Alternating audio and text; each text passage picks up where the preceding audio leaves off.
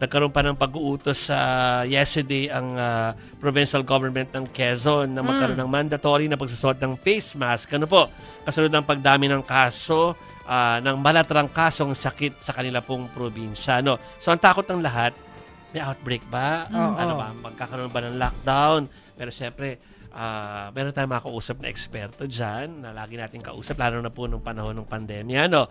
Wala pong iba kundi si infectious disease expert, Dr. Nina Gloriani. Doc Nina, welcome back. Na-miss namin kayo. Hi, Doc! Ako rin, na-miss ko na kayo. Magandang gabi sa inyong lahat. Hi, Doc Nina. Okay, so I think ang una ay yung para natin ipapaliwanag sa madla na huwag silang mag-panic. At dapat by this time, we're educated enough at alam natin gagawin natin kapag merong ganitong pagkakataon. Okay. Sa ganitong mga panahon, yung medyo lumalamig, maulan, talagang tumataas ang kaso ng mga respiratory illnesses. And most of them, ito nga yung tinatawag natin influenza-like illness.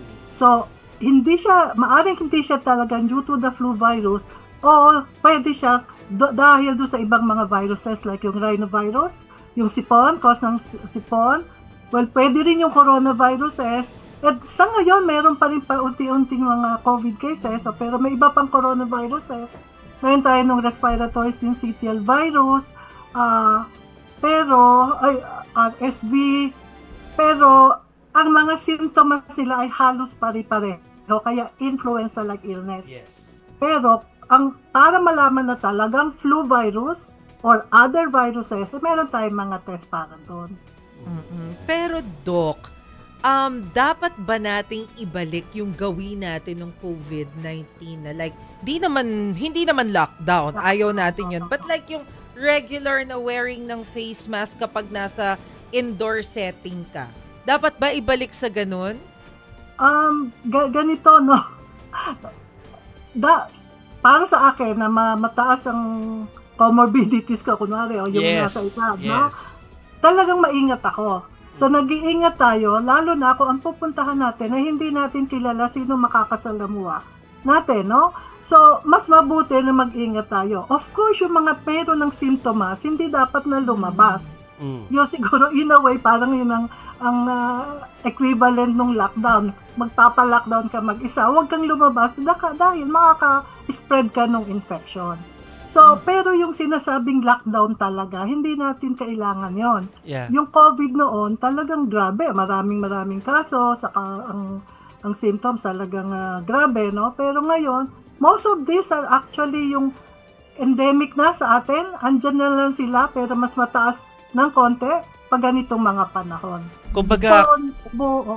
Kumbaga, Doc Nina, kung ano yung baon nating impormasyon dahil naranasan natin ng COVID, dapat lang natin alalahanin yun. Like, halimbawa, bakit naman tayo lalabas kung may karamdaman tayo? Sabi nyo nga. Yes, Pangalawa, kung may comorbidity tayo, tulad ko rin, tulad ninyo, kung lalabas ako, poprotektahan ko yung sarili ko. Ganun lang naman kadali. Siguro, tsaka yung hugas kamay, hugas kamay, yung public alcohol. health precautions.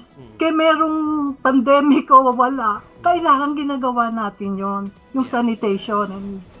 Pero yung masking, siguro, hindi naman talaga kailangan. Except sa indoor places na marami masyadong tao. Pero kung nasa ventilated area naman, hindi naman kailangan. Pero pag hindi naman po, kasi meron pong may ibang naniniwala, no, na okay, may sakit pero hindi naman masyadong tumutuloy yung sipon, hindi naman gaano kadalas umuubo.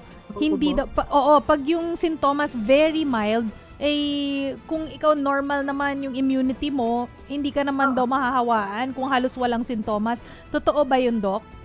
Oo, nasa immunity ng isang tao kung mahahawa o hindi. Pero syempre, ayaw din nating makahawa kung meron tayong mga sintomas. So usually, mas infectious or contagious yung ating mga secretions, ubo, sipon, no? Yung mga first few days, first 3 to 5 days, yun yung symptoms. Pero kung hindi naman, yung iba kasi kailangan talagang magtrabaho, hindi naman sila talagang masama pakiramdam. Kailangan medyo malayo sila sa iba, nakamas sila. Siguro yon para lang meron tayong panlabang kahit papano. Pero yung iba, madaling gumaling naman ito. Most of them are mild. Except do sa mga tao na na-mention ko. Very young children, Yeah. and the old na may comorbidities. Pero Doc, gaano ka-importante yung flu vaccine? Yung flu vaccine ay nakakatulong talaga, no? While every year natin yung kinukuha, no? Yes. Kasi nag-iiba-iba yung strain na tinatawag natin, nag-iibang hugis yung mga ang virus ng flu. So, yearly merong rekomendasyon ng WHO kung ano ang dapat gamitin.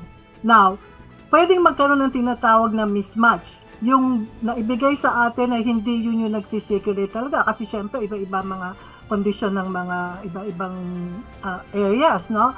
Pero nakakatulong pa rin sa pag-iwas sa severe form ng nung nyari kung magka-flu man siya, nabakunahan, no? Pero nagka-flu pa rin, hindi siya magiging severe at mas magiging madali ang paggaling niya. So yun ang bentahe no vaccination. Pero ano po yung mas advisable for ordinary people? Uminom ng multivitamins or vitamin C every day? Ano yung masasuggest po ninyo? Okay.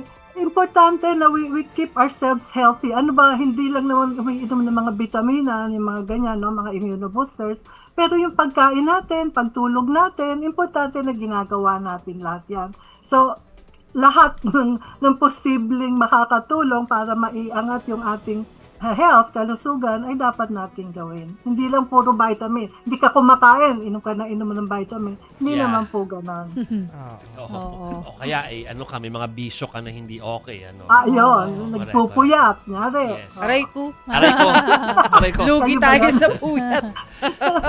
Doc Nina, thank you for always for always Okay. saying yes at saka at Thank least you. nagagabayan natin yung mga kababayan natin na Ingat huwag kayo mag-panic. lahat. Yes. Ingat po Salamat, kayo. Doc. Thank you po. More Thank power you. po, Doc. Bye-bye.